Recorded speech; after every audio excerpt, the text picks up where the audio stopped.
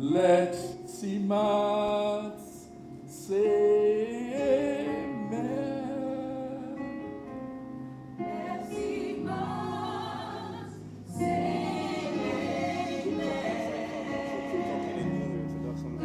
Before you hand over much of Let CEMATHs say amen. Oh, let CEMATHs Say amen. oh,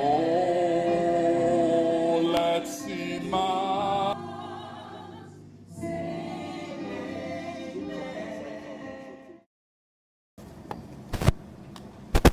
Osajifo, the board chair and members of CEMA, Chief Executive and staff of CEMA, distinguished invited guests, friends from the media, ladies and gentlemen. On behalf of the President, the government, and the people of Ghana, I am honored to welcome our international guests to this country and all of you to this important conference. I am delighted that the Center for Excellence in Maths, under the distinguished patronage of Osajifo Abutio Feripeni, or Chihini, for some of us. The perception is that maths, like science, is only for exceptionally brilliant children. This has been a great stumbling block in the education of maths in this country. I must admit, some teachers don't make it easy at all. Indeed, only last year,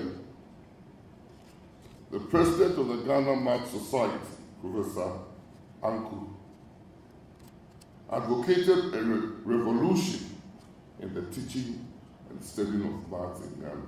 He didn't say how that revolution would look like. If in some of the revolutions we have encountered in this country, then I'm not sure that is what we want. He advocated for this revolution to help Ghana advance the development and the teaching of science and the learning of science in this country. He was of the view that the failure of Ghanaians to overcome the aversion of maths was a matter of great concern. I think the brilliant work Professor Anku is doing has led to he being the first Ghanaian to be nominated for the World Teacher Prize. That will happen this year. We as a ministry will have to not only popularize the teaching and learning of maths, we have to popularize Professor Anku and his work, and hopefully he goes to win 1 million cedis, not for Ghana, but for his efforts. Distinguished ladies and gentlemen, His Excellency's government is committed to the training of mathematics teachers through improved methods of teaching to enable them to deliver their programs in a more effective and creative manner to children in our schools. In our party manifesto, leading to the last elections, we made it clear that an MPP government would aggressively promote STEM, science, technology, engineering, and mathematics education. It was our manifesto pledge to leverage technology to popularize the teaching and learning of maths by giving children in every part of the country access to first-class mathematics teachers at every level. We must, the manifesto said, demystify mathematics and turn the country into a mathematics-friendly nation.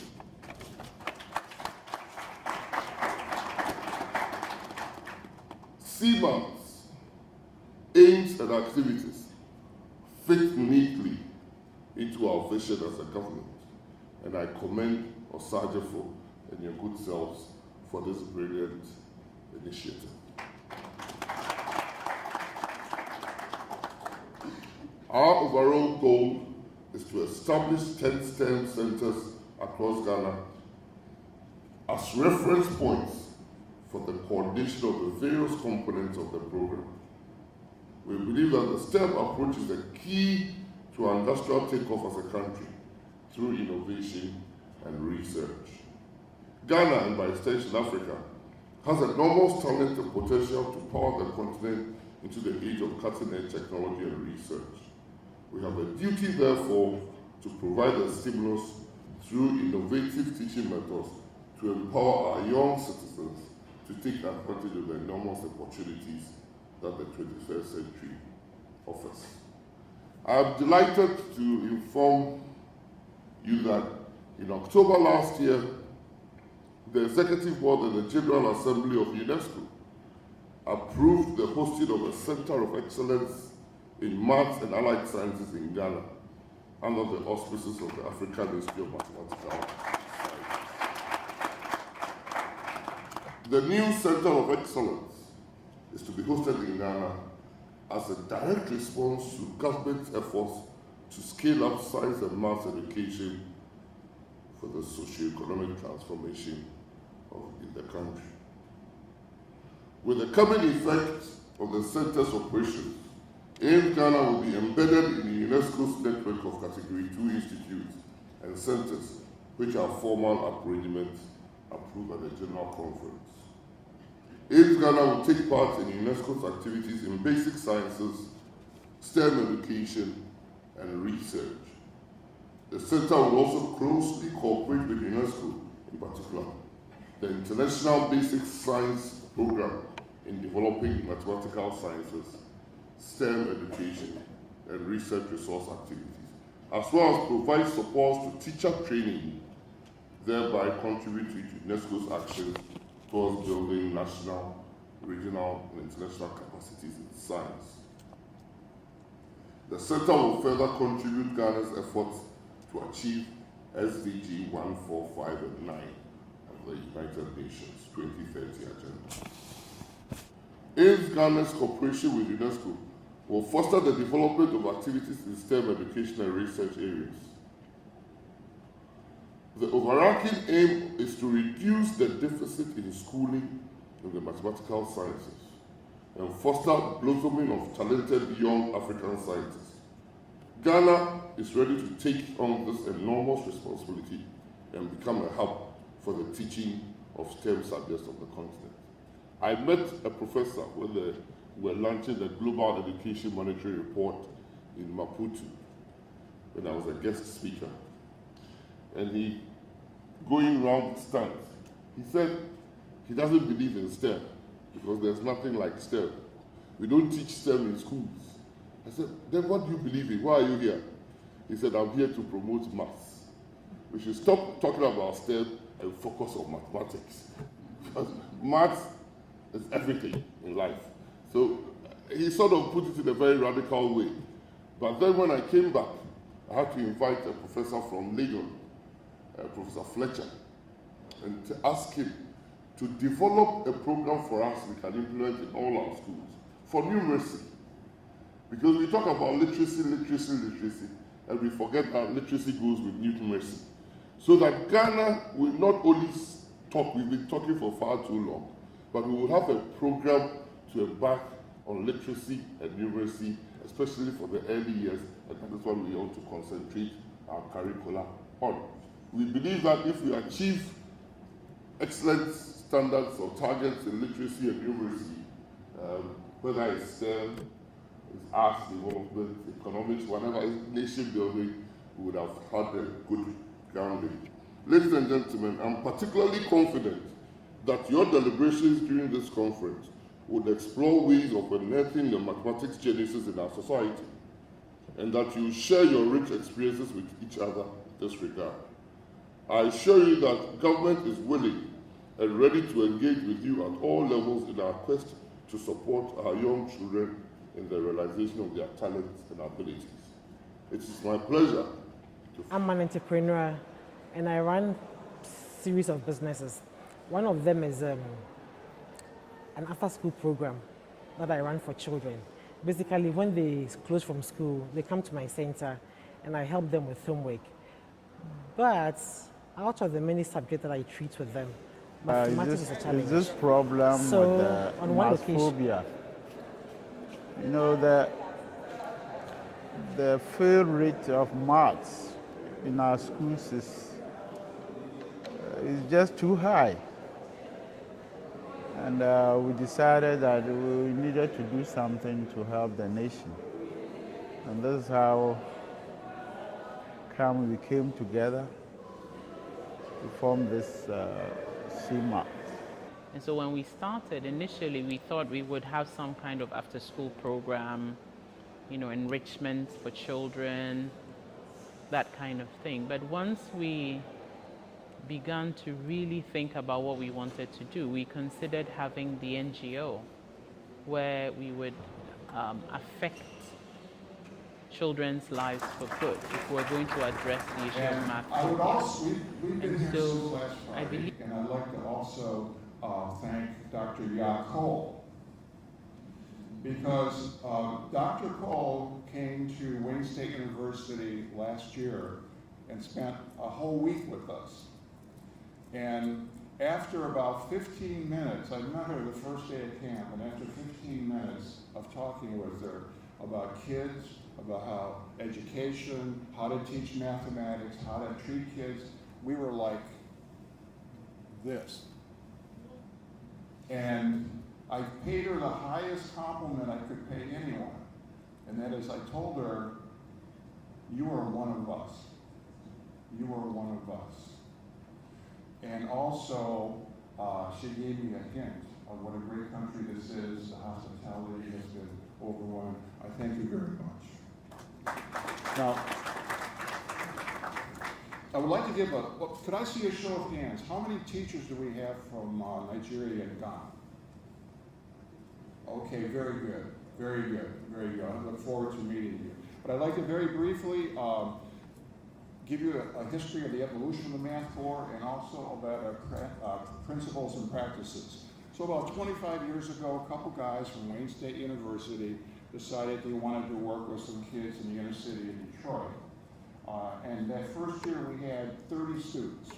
And the evolution started when initially said we want to take these 30 kids, we had some ideas on how to work with them and inspire them to have a romance with mathematics by teaching them conceptual, higher level conceptual mathematics. The next year we had another 30 group of kids, but we also had most of the kids from the previous year come back. And the same thing happened the third year. So now we had a dilemma. There's just a couple of us teaching these kids, and the question became, how do we hang on to our children? And then we had the brilliant idea of kids teaching kids. And that's how we were able to hang on to our students. So the Math Corps has progressed over the years. We ended up having about 200 kids come every summer on a site on Wayne State University. Then we doubled that. Now we have 2 sites, so we have about 400 kids.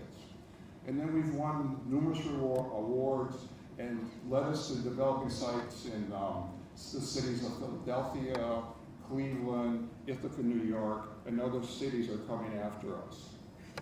But I'd like to give you just a quick hint, and we'll tease this out later when we get into our groups.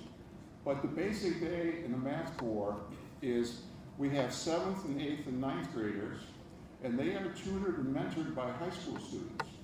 So every day, our young kids, young meaning 7th, 8th, and 9th graders, they receive a course in what we call the REALs, which are basic mathematics. These are things that kids have to know.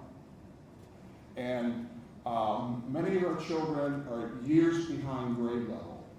Every year, it's like clockwork. We come in, we pre-test these kids, 30%. 6 weeks later, average score is 90%.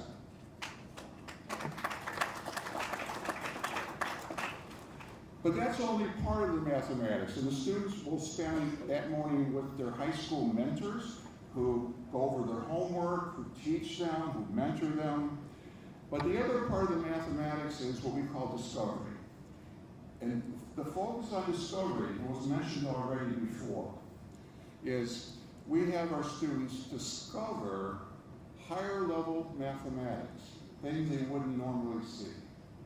And the focus there is getting kids to think, to debate ideas, to support one another.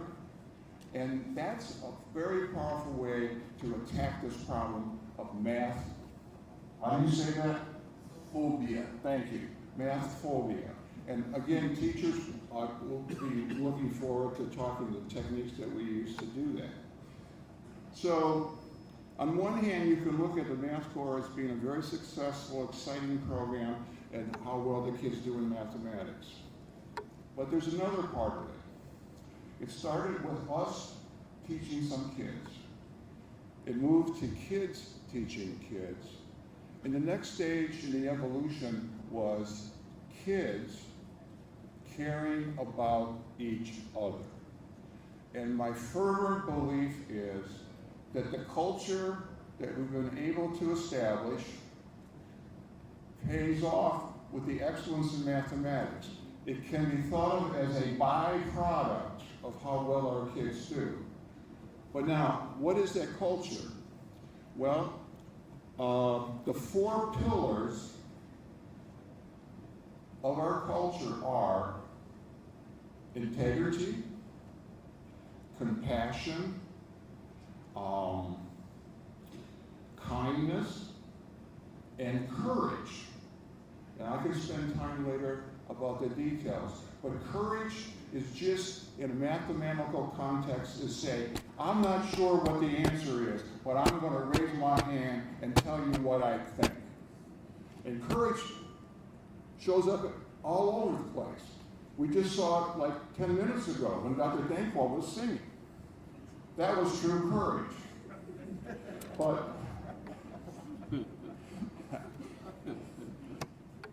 But the question is, we also have what I could call a meta value, or in mathematical terms, an axiom, something that we believe is true. And that basic axiom is that every single student that is in our program has greatness inside them. Every student has greatness. We do not give them that greatness. It's already there. Our job as teachers is to have the students understand that greatness and help them to express that greatness. Now, greatness is a tricky term to define. It has many nuances. But as an example, so the message we have to our children, right when they come in, the first day of camp, and by the time they leave 5 years later, it's automatic. The first thing we say to them, you are special. Well, how can that be? How can every single student in an auditorium of 200 students on day one, when we walk in and say, you are special? And the answer to that question, why are you special, is easy. It's self-evident. It's expressed in many different ways. It's simply because you are unique. There's only one of you. And God forbid, if anything ever happened to one of you, you're irreplaceable. There's nobody like you. And as a consequence of realizing you are unique, then what happens next is, well, you have a unique talent. And the talent does not have to be mathematics. In fact, I don't really care at a certain level. Your talent might be working with your hands. Your talent might be artistic. Your talent might be athletics. Your talent might be writing. But the name of the game that we implant in our children's minds is that whatever talent you have, the next step is through hard work, you have to develop that talent and become great at what you do. But that's only half of the story. The other half is, what do you do with that greatness? And the answer that our kids will tell you, we give back. We give back. So, a couple real quick examples of greatness before I close. Greatness may be difficult to define, but when you see it, you'll know it. So last summer, the youngest among us, our 7th graders, were giving a lesson in a Calculus 2 topic, convergence and divergence of infinite series. And they went through an 8-step bona fide calculus proof that the series over 4 to the negative I converges to 1/3. Okay, the irony is, I taught that same thing a year prior to my Honors Calc 2 class at Wayne State University. So we had a group of 10, 15 CEO-type visitors, and at the end of the lesson, this little teeny tiny girl walks up and faces the class and reads this 8-step calculus proof flawlessly.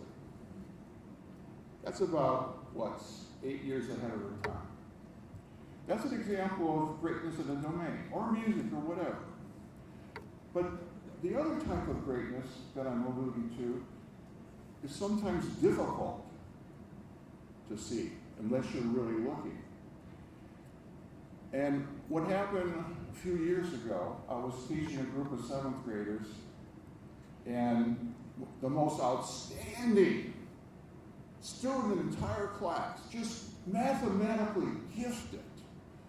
His name was, appropriately enough, Angel.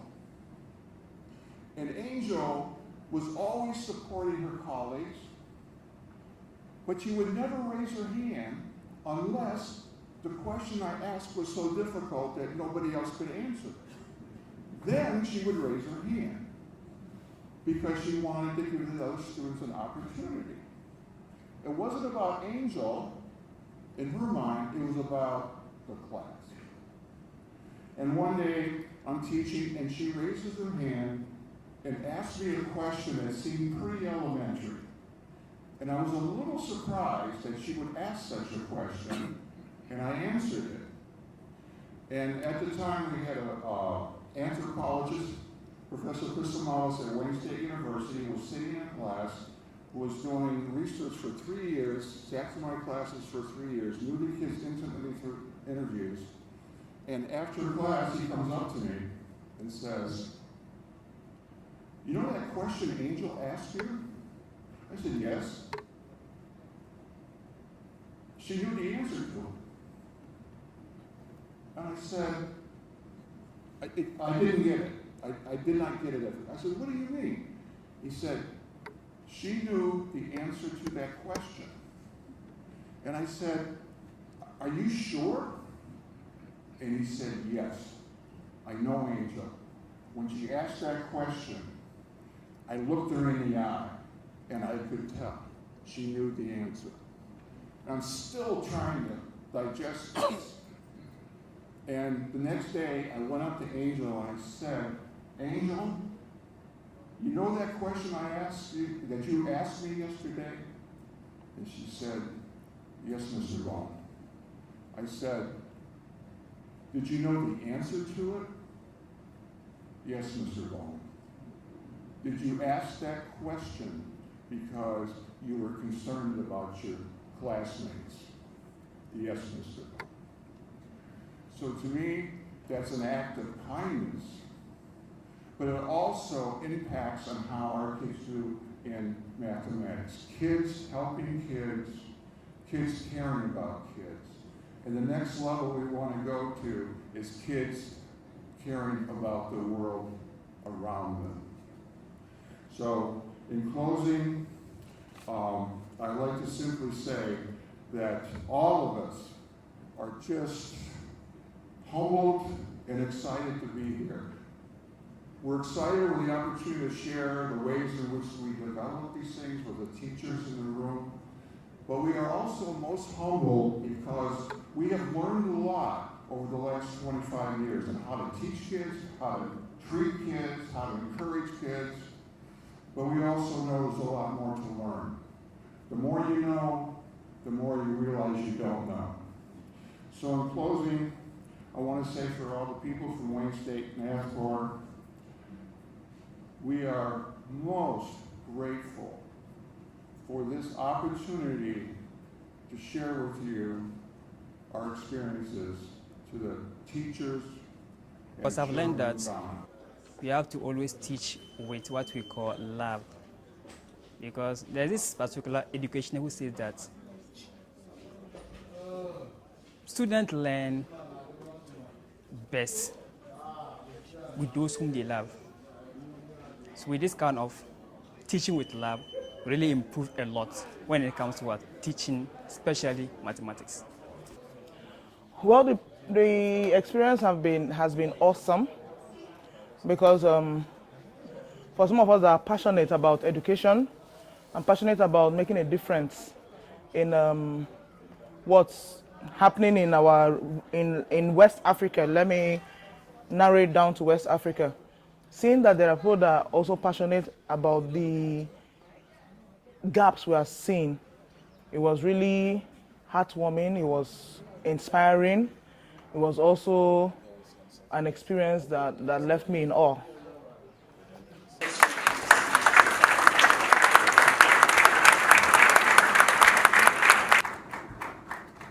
Please be seated.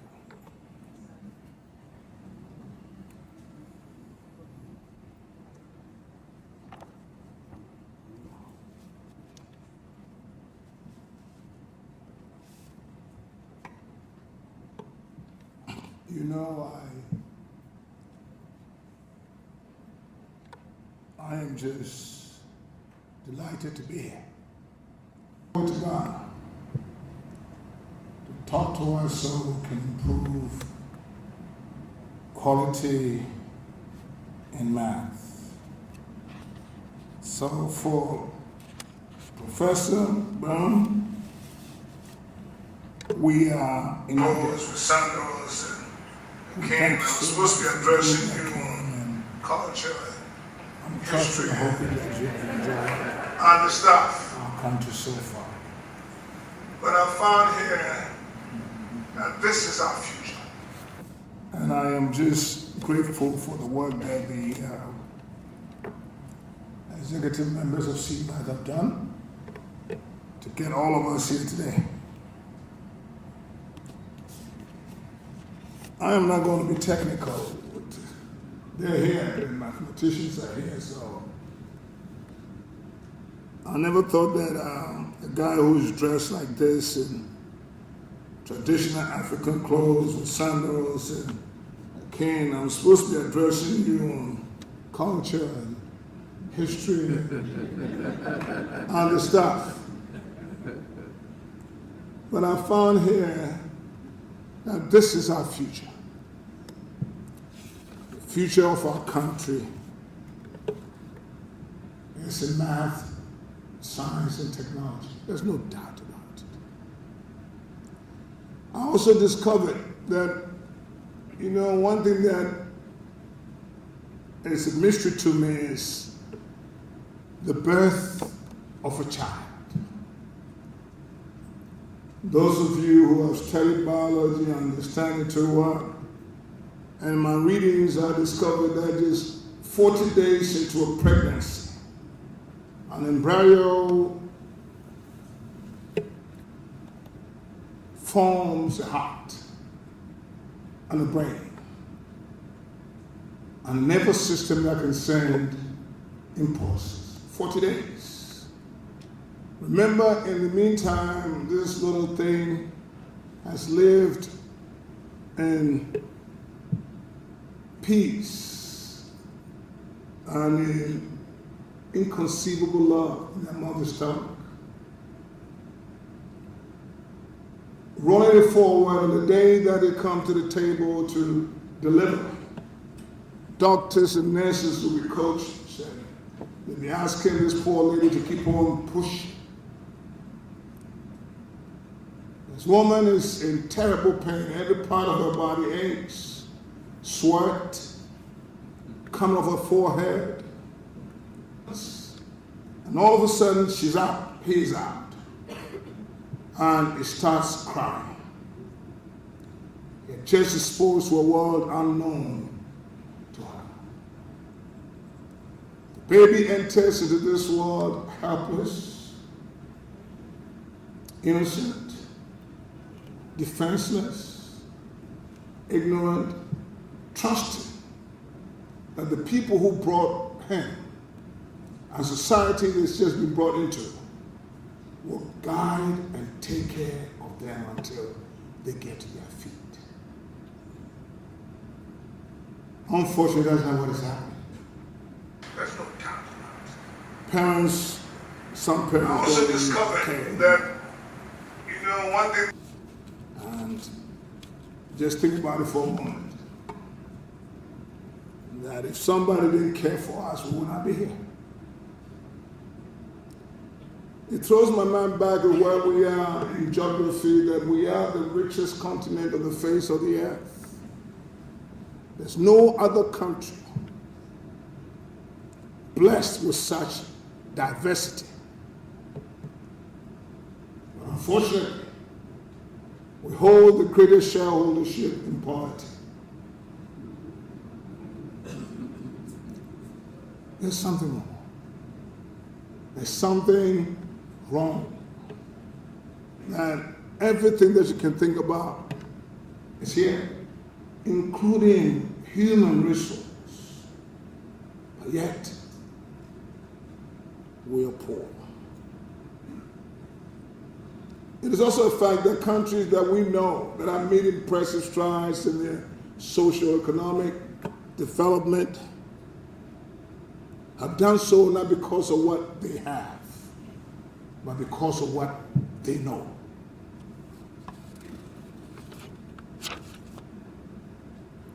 This continuous unfolding of ideas and knowledge and math and science is the principal cause of some countries to progressively do more with less.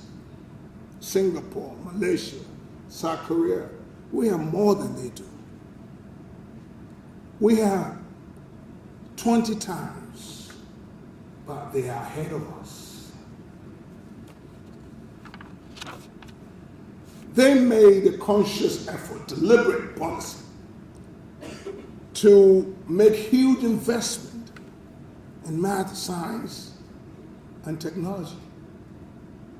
They paid high premium because they understood that's where the world is going. Every day when you wake up, there's a new scientific discovery, there's a new medical breakthrough,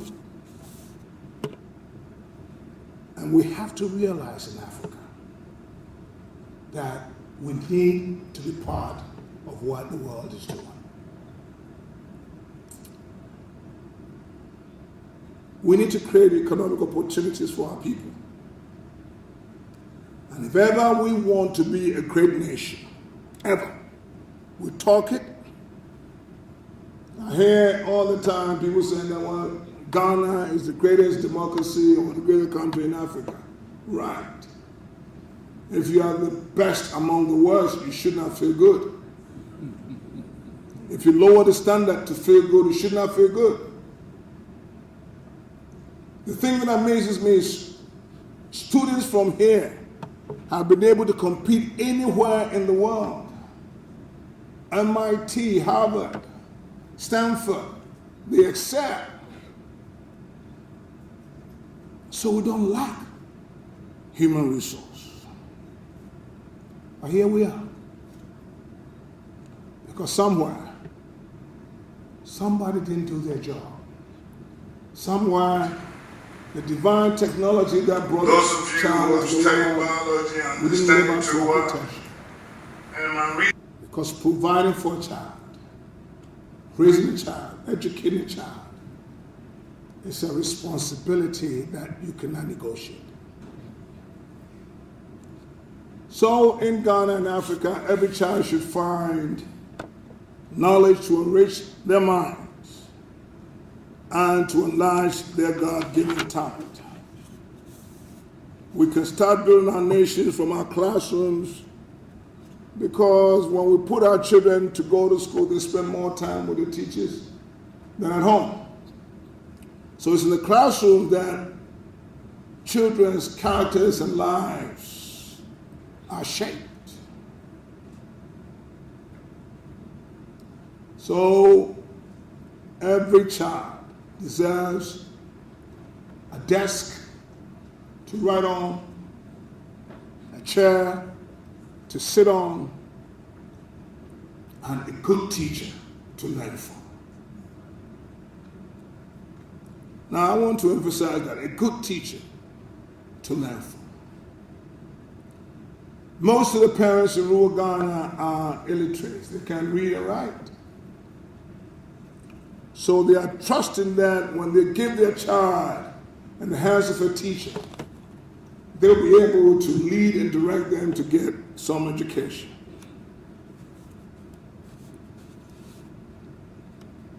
But in recent times, that's not what has happened. All of us will be nowhere if we didn't have, at some point, some good teacher teaching us. Most of us in Accra now came from rural Ghana.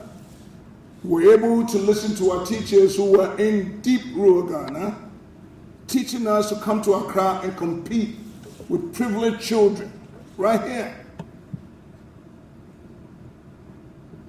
It looks like we've lost that.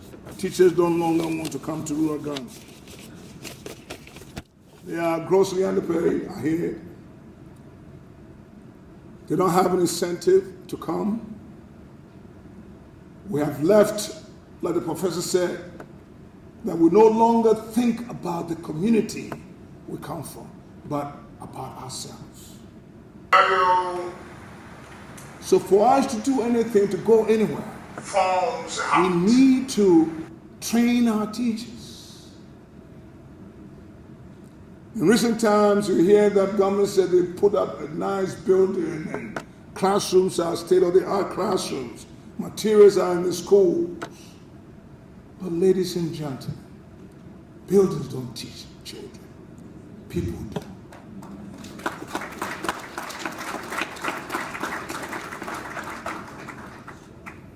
So in this life, if you go to school and you encounter a poorly trained teacher, that may have a damaging effect on students' enthusiasm for the subject. Thus, the quality and inspiration of teaching is critical in what we're trying to do. Now, whether you went to school to study history or political science, or sociology.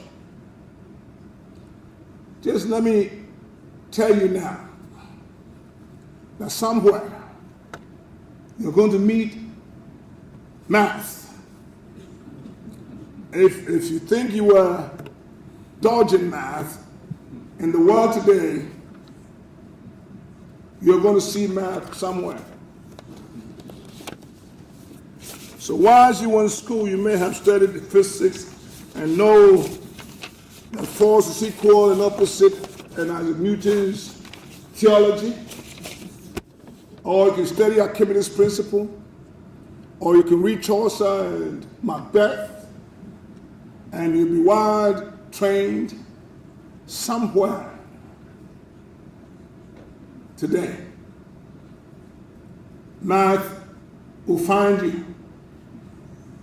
So this is so important. In recent times when 65%, mostly rural folks, of the youth who applied to join the police and immigration service, in the recent recruitment, they went back home frustrated and didn't make the passing grade because they failed math. 65%.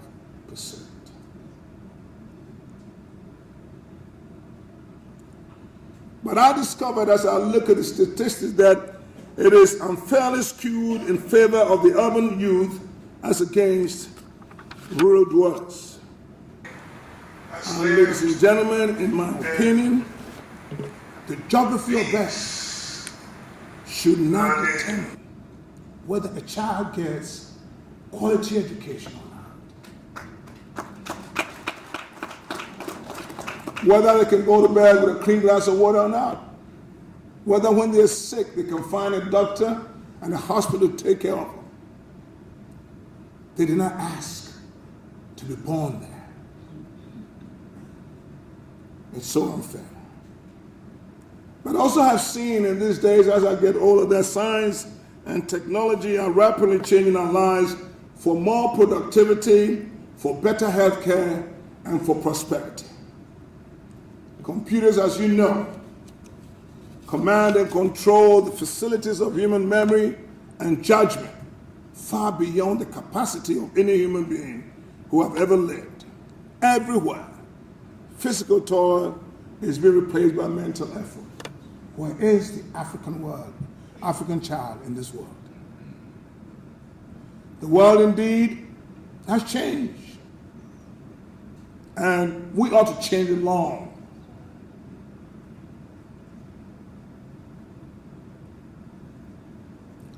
And in this world, the attraction and management of intellectual capital will determine who is going to make it and who's not. In many of our towns and villages, classrooms are overcrowded. Curricula is outdated, and the people who teach us are grossly underpaid. We need to change that. We need to have a package, an incentive for teachers to come to rural Ghana or who are anywhere in Africa. Doctors and nurses will be coached, he said. They'll be asking this poor lady to keep on pushing. The rural child suffers unfairly.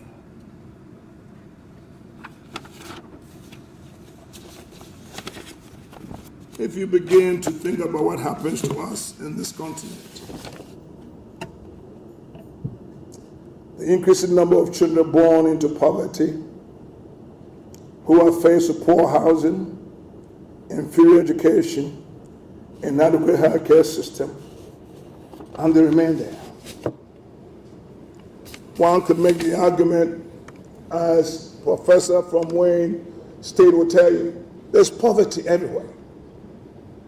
You have poverty in Detroit. There's poverty in London. There's poverty in New York City. But those poverties are poverty within opportunity. The poverty we have here in Africa is poverty without option.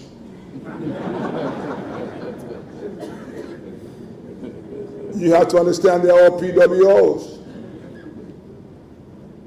And in that poverty, when it rains, you get wet.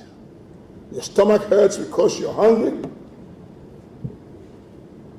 When you're sick, you die. And the amazing thing is you cannot change it, you cannot fight it, and you cannot help it. Sometimes it becomes a social suicide.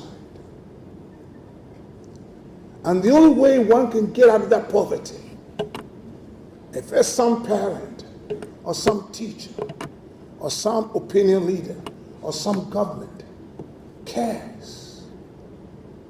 Because otherwise, from the day they're born to the day they die, in between that, sometimes they do ask for death to come to their rescue.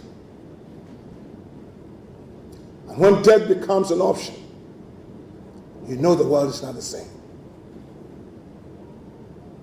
The massive failures in mathematics recorded in West Africa's senior examinations is a product of many years of neglect and failure of leadership to motivate teachers, to give teachers increasing funding in research, especially in mathematics and in science.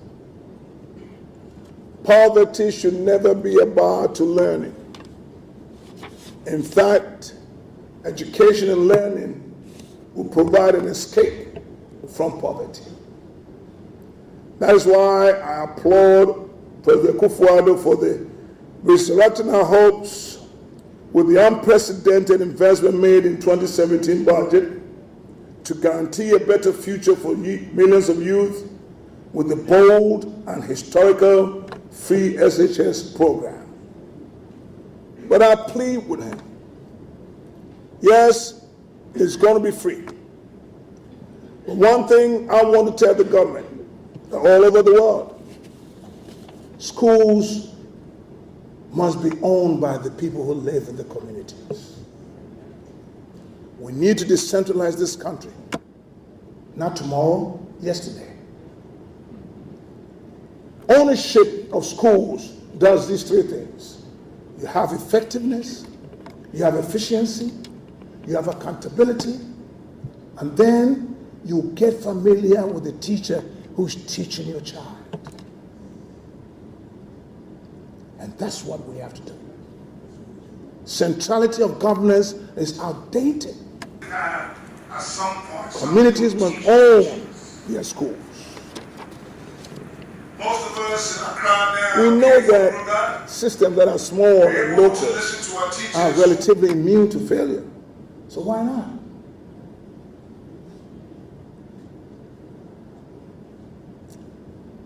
And money should not be a problem when we're educating our children.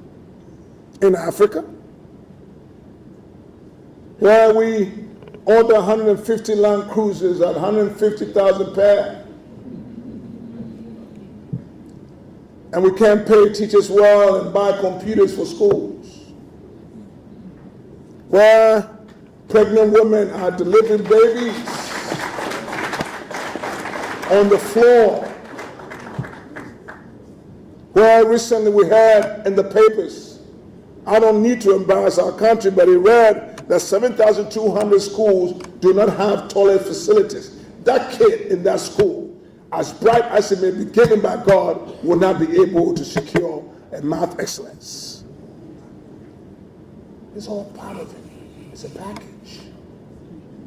And when you hear these things, the only thing that comes to mind for me is that African leadership, most of them, are heartless and insensitive.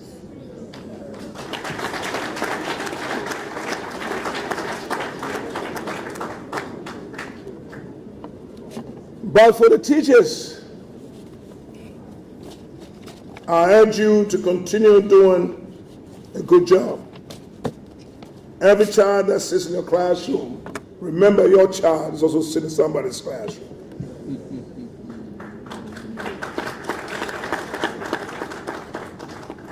And that we have to push hard to make your profession a noble one.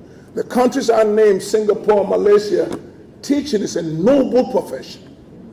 It's an elitist profession. It's not, oh, if all things fail, then I go teach. We need to bring it back. And for my young students, you can have the free education. You can have a dynamic teacher who wants to do well. But you have to have the appetite to study. And what guides most of us, myself, I was one time a scout. And if you're a Boy Scout, among other things, your clothes being ironed crisply, your shoes being shined, the funny nut that we used to do, that's one thing that's never left me. The motto of the Boy Scout, be prepared. You have to prepare for anything if you want to be successful. You have to prepare. You have to prepare to go take the exam. You have to prepare to get married. If you're going to get married and you still live at daddy's home, man, wait. You have to be prepared. And even at 67, it still forms part of my persona. 2:30 this morning, I was preparing to come here to speak to you. You need to prepare.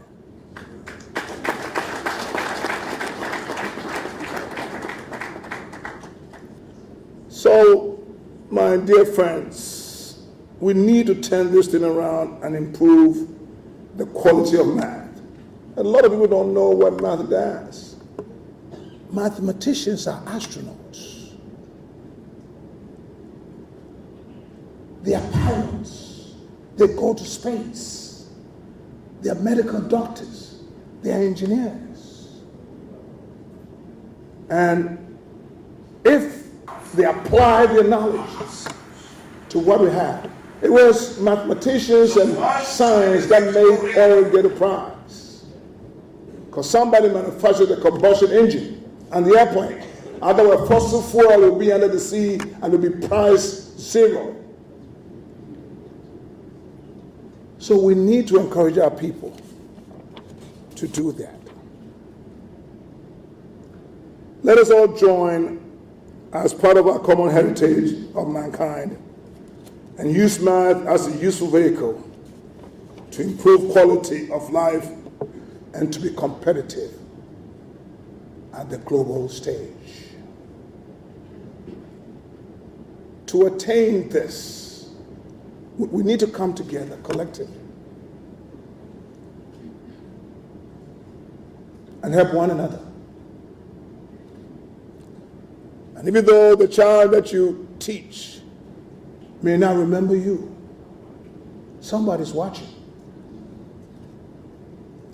We need to make that investment in our children and pay the premium because it'll pay off. But I said this is our future. So maybe as adults, to conclude, we need to put our future on hold sometimes and embrace the future of our children's children. To build a country like Ghana and Nigeria and Africa that is economically prosperous and yet socially just. A country where every child will have an opportunity to work. A country where men and women will not be stripped of their dignity, unable to find work to take care of themselves and their children. A country where the only way one can move up will be based on merit. Not your ethnicity, not the language you speak, merit. And if we do that, and like the Americans did, when the Lockean Trinity was made in the Declaration, it was first life, liberty, and property. Jefferson and Hamilton found the need to expand property out of there and in its place put the pursuit of happiness. Every human being deserves to be happy. God bless you. Conference. We need to focus on learner-centered execution and not be too focused on covering the syllabus or the curriculum, but it should be more about, ensuring that the children understand the concepts and can apply the concepts to their day-to-day lives, okay? And teachers should also provide opportunities for peer-to-peer interactions. I know that generally children learn better when they learn from their friends. So we should learn to provide those opportunities in our classroom and not be afraid to be a little bit silly. Sometimes we take life too seriously. Math is a serious subject, but we can infuse some fun into it and ensure that children overcome their fear of the subject. Now,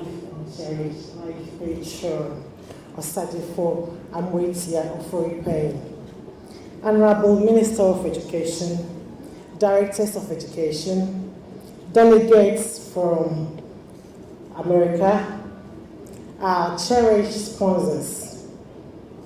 We want to say a very big thank you for making time out of your busy schedule to be part of this first ever conference of the Center for Excellence in mathematics. You will all agree with me that we have had a very fruitful discussions, deliberations, and like Dr. Yas said, if you've not been gingered or made angry, then probably, I don't know. But I believe that from here, we've all had a change of mindsets. And I believe that the Center for Excellence in Mathematics is going to make a very big impact. And thank you so very much, and God bless you.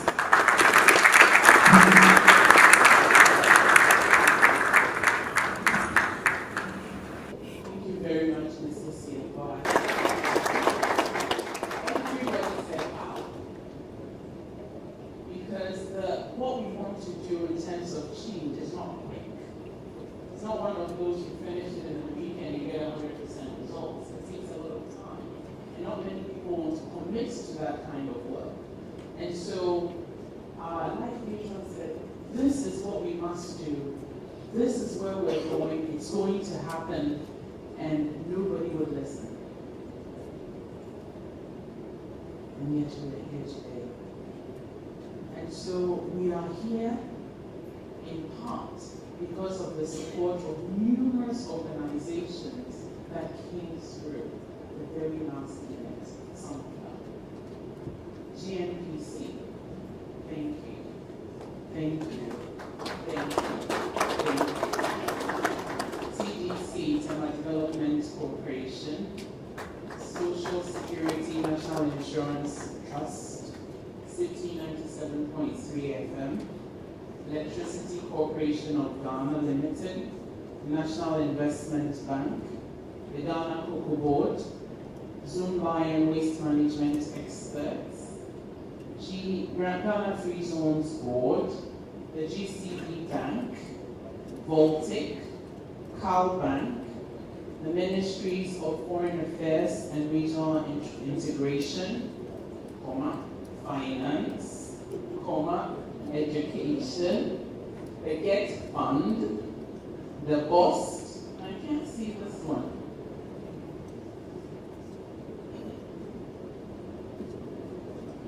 Controller and Accountants General's Department. We thank you so much for all your support.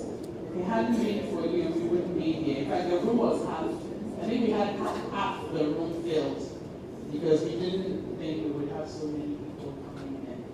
For all of you coming from the regions, all of you coming from Nigeria, our US team and partners, and Salif, we cannot thank you enough. We are so grateful.